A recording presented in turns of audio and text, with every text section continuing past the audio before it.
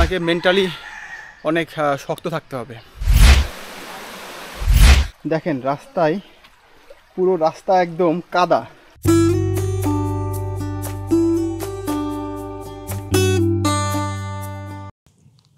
এই জায়গাটি থেকেই মূলত খোয়াছড়া ঝর্ণার ট্রেকিং শুরু।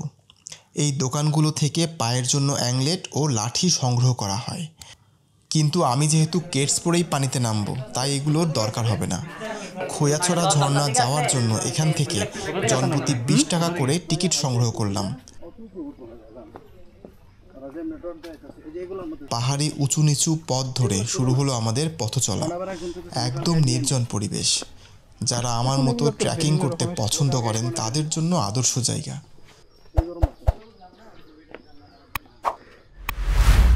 ভাই প্রথম ঝর্ণা কতক্ষণ লাগবে? 25 মিনিট লাগবে না? পানি কেমন আছে এখন? পানি আছে না? ওকে ভাই, থ্যাংক ইউ। বাংলাদেশে যে কয়েকটি বড় বড় ঝর্ণা আছে তাদের মধ্যে খোয়াছড়া ঝর্ণা অন্যতম।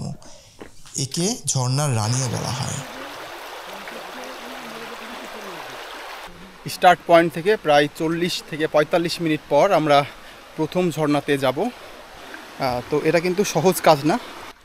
দেখেন রাস্তায় পুরো রাস্তা একদম কাদা, চরম মাত্রায় কাদা, যেটা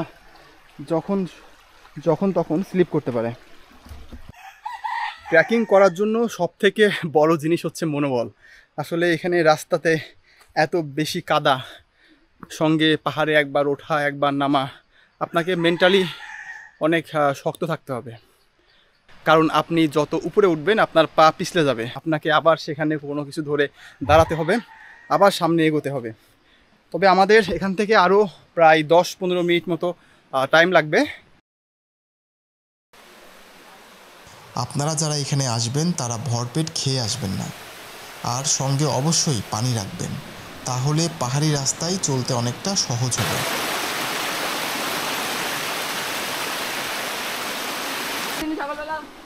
আমরা কেটস পরে আসাতে পায়ে কিছুটা ভালো গ্রিপ পাচ্ছিলাম। এই দড়ি ধরেই আমাদের উপরে উঠতে হবে। আমরা আমাদের কাঙ্ক্ষিত প্রথম ঝর্ণাতে চলে এসেছি। চমৎকার একটি ভিউ, এখানে দারুণ ভিউ। আসলে এতক্ষণ যে আমরা কষ্ট করে ট্রেকিং করে এসেছি, আমাদের সব কষ্ট এখানে শেষ হয়ে গেল এত সুন্দর একটি ভিউ দেখতে পেয়ে। খোয়াছড়া ঝর্ণার মোট 13টি ধাপ আছে। এটি হচ্ছে প্রথম এবং সবথেকে বড় ধাপ। বাকি ধাপগুলো আমরা কিভাবে কভার করলাম সেই ভিডিওগুলো দেখতে চ্যানেলটি সাবস্ক্রাইব করে পাশেই থাকবেন। সবাইকে ধন্যবাদ।